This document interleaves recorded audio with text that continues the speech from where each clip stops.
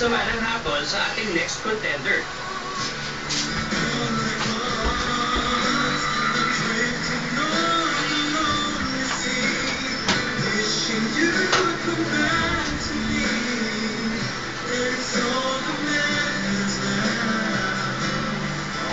Very good.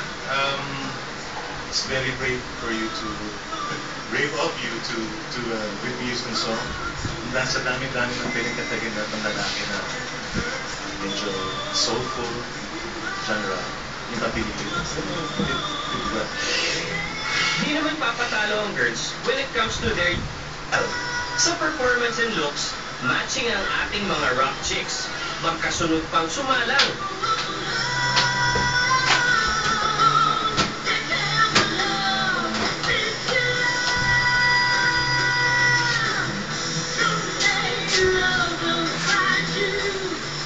You know, it's refreshing to see female rappers sa mga contestants natin. Very good.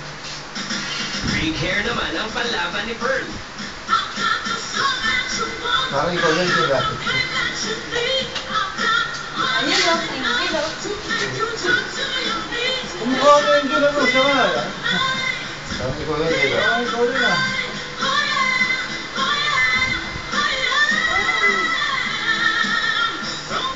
Tama yung ginawa mo. You know what I mean?